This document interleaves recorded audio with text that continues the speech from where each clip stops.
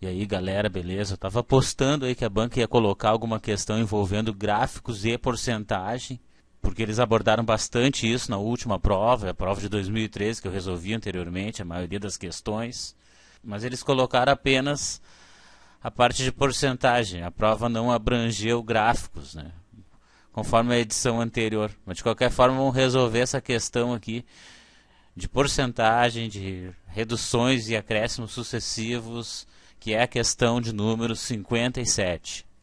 É uma questão que traz 4 assertivas, 2 sobre aumentos sucessivos e 2 sobre reduções sucessivas, e as respostas perguntando quais são as proposições verdadeiras. Então, a assertiva número 1 diz que aumentos sucessivos e acumulados de 100% e 10% equivalem a um único aumento de 110%. Então, nós vamos analisar se isso é verdadeiro através do ponto de partida e do ponto de chegada. Como eu não tenho nenhum valor, eu vou simular 100.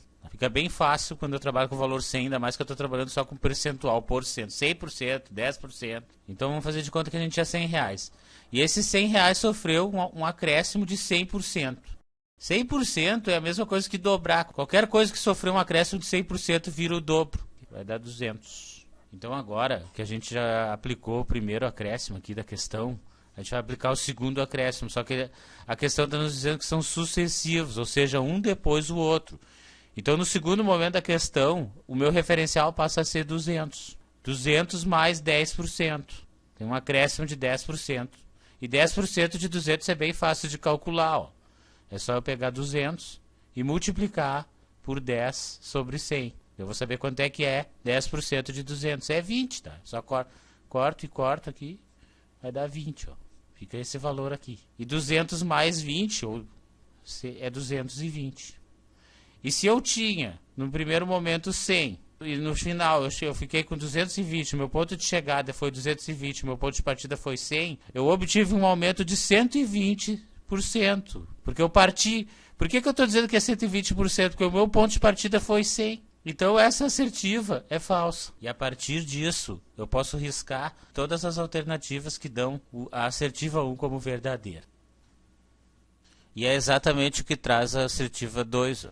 Aumentos sucessivos acumulados de 100% e 10% equivalem a um único aumento de 120%. Foi a conclusão que a gente chegou a analisar a assertiva 1. Então a gente não precisa nem resolver nada. Então a gente continua entre a letra D e a letra E. Agora vamos dar uma olhada na assertiva 3. Reduções sucessivas e acumuladas de 50% e 30% equivalem a uma única redução de 65%. Vamos fazer o cálculo. Então, novamente, ponto de partida vai ser 100. Galera, reduzir 50% de 100 é a mesma coisa que ficar com 50. É reduzir alguma coisa pela metade. Então, esse foi o primeiro momento da questão. Então, o segundo momento, a gente tem 50. No segundo momento, a gente tem 50. 50 menos 30%. Vamos fazer o cálculo de quanto é 30% de 50. Tá? 30% vezes 50. Vou fazer através da fração mesmo. 50 vezes 30 sobre 100, que é 30%. Então é o seguinte, ó, vou cortar aqui, vou cortar aqui, vou cortar aqui, vou cortar aqui. Daí vai ficar 5 vezes 3, que é 15. Eu vou substituir aqui, ó, 50 menos 30% de 50, a gente descobriu que é 15. Vamos ficar com 35 lá no final. Então essas duas reduções sucessivas, eu parti de 100, né? E cheguei em 35, fazendo com que a minha redução total, né? Ou como ele diz, uma única redução fosse de 65 sobre um ponto de partida de 100, que eu posso chamar de 65%, fazendo com que o item seja verdadeiro. E a partir disso, a gente inclusive já encontrou a resposta da questão, que é a letra D.